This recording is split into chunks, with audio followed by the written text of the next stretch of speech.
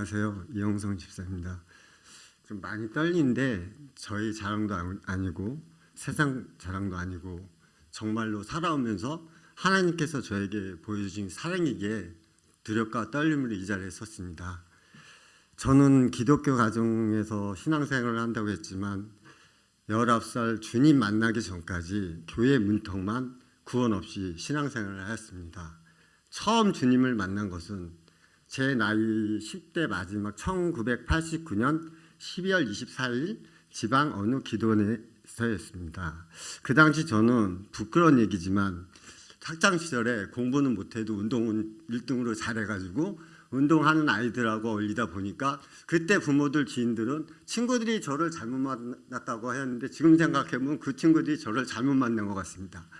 그런 나중에 사고를 좀 쳐가지고 이제 피해 다니는 그런 상황에서 그 당시에 저희 큰느님이 지금 목회하시는 큰느님이 기도원의 원장으로 계셨어요. 그래가지고 갈 곳이 없어서 그 기도원에 들어가 생활을 했어요. 근데 남들은 막 기도하고 성전에서 막 그런데 저는 믿음도 없고 아무것도 없고 그냥 졸리고 막 담배도 피고 싶은데 큰누나의 얼굴도 있고 하니까 담배 피러 나가려면 막 2km 걸어가야 되는 거 그래서 담배도 피지 못하고 그런 나중에 옆에서 기도를 막 하는데 이제 달빛에 이렇게 그 예전에 기도원은 불을 다 끄고 기도를 하시더라고요. 근데 이제 네온 이렇게 십자가 네온에 이제 달빛이 딱 비친 제 눈에는 달밤에 막 체조하는 것 같이 막 이렇게 방언하고 막 이렇게 하시는 게 그렇게 보였어요. 그래갖고 3일째 되는 날 십자가를 제가 보면서 하나님이 어딨어? 응? 비웃으면서 막 진짜 비웃으면서 하나님이 계시면 저에게 제가 믿게끔 해달라. 그 순간 제 의지와 상관없이 제 입에서는 알아듣지 못하는 이상한 말이 나왔습니다. 즉 방언이 터졌습니다. 그러면서 눈물이 하염없이 흘러내렸습니다. 저를 주님께서 회개시키고 있었습니다. 그때 저에게 들려오신 음성이 사랑하는 아들아 두려워 말라 놀라지 말라 내가 너와 함께하며 나의 의로운 손으로 너를 도와주며 어디를 가든지 모든 천사가 너를 도울지어다 하는 신기한 체험을 하였습니다. 그 후에 저는 하나님이 살아계심을 확실히 알게 되었습니다. 그렇지만 저는 세상 유혹에 또 넘어가 또다시 주님을 떠났습니다. 그리고 방탕하게 살던 중 1995년 갑자기 일어났는데 몸이 이상하여 토하고 진단을 받았더니 이암 말기로 3개월밖에 살지 못한다는 말을 듣고 그 위급한 상황에 큰 누님의 권유로 또 다시 기도원을 찾게 되었습니다. 처음에는 아파서 기도도 안 나오고 허망감과 절망뿐이던 중 기도원 내에 있는 목욕탕 앞에 서 있는데 한 아주머니 집사님이 오시더니 저에게 제 남편 좀 데리고 가서 씻겨줄 수 있냐고 부탁을 하였습니다. 그래서 저는 알았다고 하시고 샤워를 시키던 중 그분은 저에게 그랬습니다. 아, 형제님 부럽습니다. 저는 기도하고 싶어도 힘이 없어 못하신다 했습니다. 그분도 복수도 이렇게 많이 차시고 가난 말기 있는 상태에서 나는 그래도 그분의 말씀을 듣고 아 그래 나는 그래도 걸어 다닐 수도 있고 기도할 수 있는 그런 생각을 깨닫고 바로 기도굴에 들어가 정말 목에 피가 날 정도로 기도하고 부르짖었습니다. 그러던 3일째 되는 날 작은 주님의 음성이 마음속에 들려왔습니다. 그 음성은 봉사하라 봉사하라. 그런데 저는 그때 정말 물도 소화를 못 시킬 정도로 쇠약해져 있어서 봉사한다는 것이 불가능하다고 생각하였습니다. 그런데 식당에서 성전에 있는데 어떤 형제분이 저에게 오시더니 형제님 식당에서 봉사할 수 없겠냐며 저에게 부탁을 해왔습니다. 그래서 저는 주님 주신 음성이 생각나서 바로 받아들이고 갔는데 그 당시 기도원에 모이는 성도 인원이 한 10,000명 정도였습니다. 그런데 다들 식당에서 봉사하기를 꺼려했습니다. 식당 봉사 인원이 저를 포함하여 한 20명 정도 되었는데 전 너무 힘들고 저에겐 너무 고통이어서 주님께 투정 부리듯이 주님 너무너무 힘들어요 하며 투정하듯이 계속 기도했습니다. 그런데 주님께서는 또 다시 저에게 작은 마음속의 음성으로 감사하라 감사하라 하셨습니다. 몸은 정말 힘들었지만 순종하는 마음으로 수없이 감사합니다를 외치던 중 그만 봉사하다 쓰러져 함께 봉사하던 형제 등에 업혀서 숙소로 와서 거의 의식이 없을 만큼 누워있는데 비몽사몽간에 제 앞에 너무나도 밝은 빛보다 밝은 흰색을 입으신 분이 저의 배를 엄청 큰 손으로 십자가 모양으로 어루만져 주는 느낌이 들었습니다. 너무 아파서 깨어보니 일단 제일 생각나는 것이 먼저 배가 고프다는 생각이 들었습니다. 그때까지 너무 병이 위중해서 식사도 제대로 못하는 그런 상태였는데 그런 배고픔이 느껴진 것입니다. 그래서 기도원 매점에 가서 컵라면을 사서 먹으려던 중 제 마음속에 너는 물도 못 먹는 놈이 무슨 어떻게 먹느냐는 그런 마음을 들었지만 저는 개의치 않고 먹었습니다. 그런데 신기하게 배도 안 아프고 소화도 잘 되었습니다. 그래서 저는 주님께 너무 감사하며 기도를 거의 잠도 안 자고 매일 하였습니다. 그러던 중 저에게 놀라운 신기한 일이 생겼습니다. 그 이후로 식사를 계속하고 하루에 1kg씩 몸무게가 계속 늘어나는 경험을 했습니다. 거의 3개월 동안 화장실도 제대로 가지 못했지만 일주일 동안 소변과 대변으로 계속 나쁜 것들이 다 쏟아져 나왔습니다. 할렐루야. 기도원에서 나와 병원을 갔더니 깨끗하게 나았다는 진단을 받았습니다. 주님의 사랑이 너무나도 감사했습니다. 이암을 치료받은 뒤 기도원 식당에서 봉사하며 기쁨과 은혜 속에서 기도하던 중 주님께서 저에게 또 다른 곳으로 가서 봉사하기를 원하느냐는 감동을 주셨습니다. 저는 치유받기 전 목욕탕에서 구배했던 그 분이 생각나서 몸을 가눌 수 없는 분들이 팔이 되고 손이 되기를 원합니다. 주님, 이렇게 기도하였습니다. 늘 그러하듯이 주님께서는 사람을 통하여 역사하셨듯이 기도원 내에 봉사하는 집사님께서 저에게 장애를 가진 아이들이 있는 곳에 가서 봉사하지 않겠냐는 그 말에 저는 주님 뜻이라 깨달았기에 바로 순종하여 그 다음날 바로 기쁜 마음으로 그곳으로 찾아갔습니다. 그것은 작은 방 하나였는데 근육무력증, 내성마비, 다발성, 뇌종양 등 4명의 장애 아이들이 생활을 하고 있었고 저도 그곳에서 같이 하게 되었습니다. 주님께서 받은 은혜가 너무너무 컸기 때문에 그 당시에 그 아이들이 너무 사랑스럽고 그 아이들 똥 치우고 밥을 먹이고 목욕시키는 게 저한테는 너무나도 기쁘고 힘이 들지 않았습니다. 주님께 그러던 중 하루하루 정말 감사와 기쁨으로 그곳에서 한 5개월 정도 봉사를 하였습니다.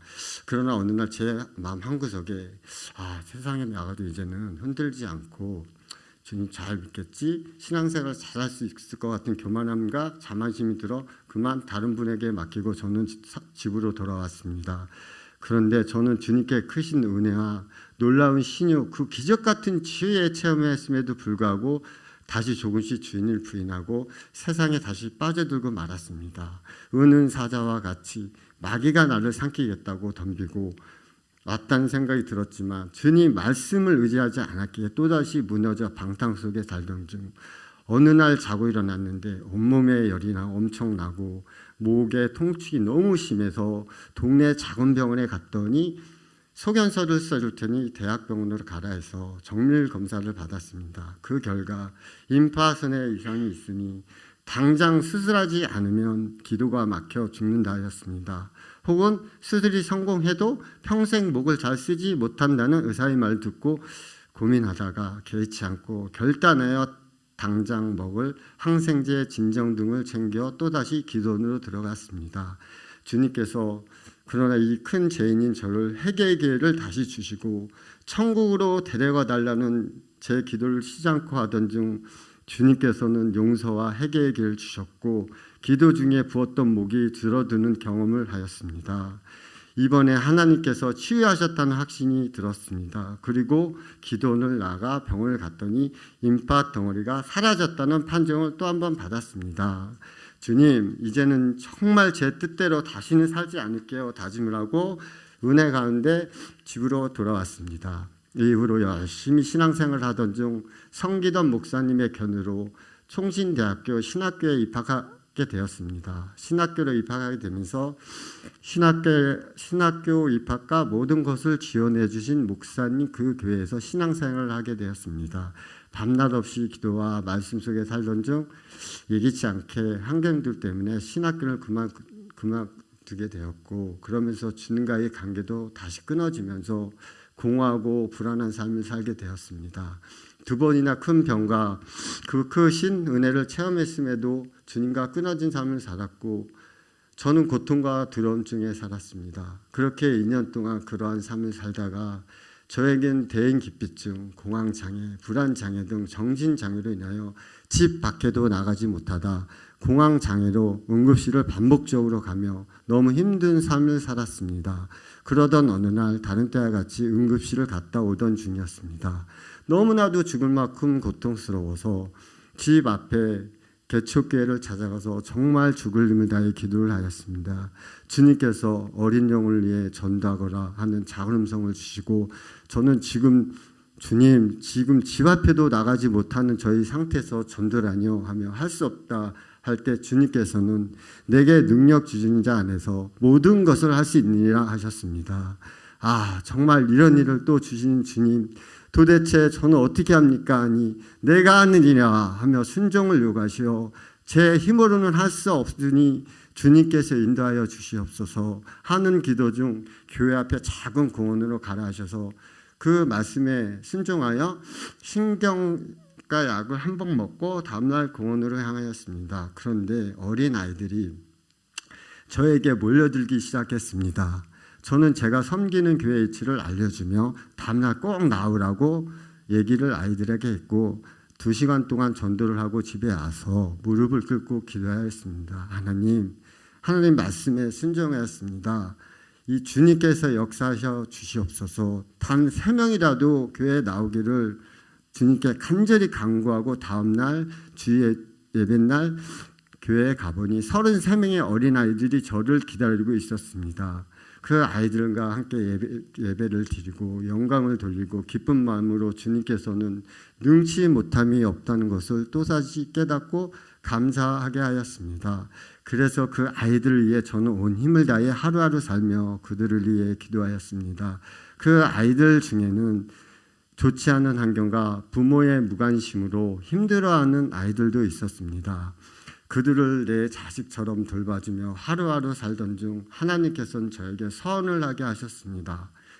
6개월 안에 300명을 전도하는 마음을 주셨고 저는 순종하는 마음으로 선하며 아침부터 밤늦게까지 소외된 아이들과 방탕하는 아이들을 위해 밤낮 없이 전도와 헌신 속에 살았습니다. 그런 선도 있고 즐거움으로 아이들을 위해 사역했습니다. 그런데 어느 순간 뒤돌아보니 정확히 6개월 안에 300명이라는 아이들을 전도하게 되었다는 것을 알게 되었고 그 과정에서 모든 공황장애, 영적인 병도 다 치유해 주셨습니다. 그 이후로 믿음이를 낳고 망원동으로 이사를 와서 여러 교회를 다니며 정화하지 못하던 중 지금의 하평교회에 다닌 김보성 목사님을 만나게 되었습니다. 그리고 등록하며 이야기를 나누던 중 제 직업적인 어려움을 나누게 되었습니다. 그 당시에 하고 싶은 일이 있었는데 길이 열리지 않아 고민하고 기도하던 중이었는데 하평교회에서 예배를 드리며 길을 여시겠다는 응답과 확신을 받았습니다. 이 상황을 목사님과 나누니 그때 제 기억 속에 목사님 말씀이 응답이 안 되더라도 그것 또한 하나님의 뜻이 있을 수 있습니다 라고 하셨습니다. 그날 이후 기도하던 직업의 문제가 해결되었습니다. 그 이후 지금까지 하평교회에서 부족하지만 신앙생활을 하고 있습니다. 하평교회 모든 성도님들, 저같이 엄청난 죄를 지었음에 불구하고 하나님께서는 저를 단 한 번도 버리시도 포기하지도 않으셨습니다. 이 저 같은 못난 죄인도 사랑의 하나님께서 포기하지 않으시니 지난날 나와 같은 질병과 감당할 수 없는 현실이 있더라도 포기하지 마시고 주님께 간절히 부르실 때 여러분들에게도 하나님의 역사가 일어날 것입니다. 사랑하는 성도 여러분, 제가 천국 가는 그날까지 주님의 증인으로 살아갈 수 있도록 모든 분들이 기도해 주시기를 부탁드리겠습니다. 지금까지 저희 비천한 작은 간증이지만 정말 하나님의 사랑을 증거하는 귀한 시간이 된 것을 너무 하나님께 감사드리고 또한 목사님께 감사드리고 모든 성도님 저희 간증을 들어서 큰 감사를 드립니다. 이 모든 영광 하나님께 돌립니다. 감사합니다.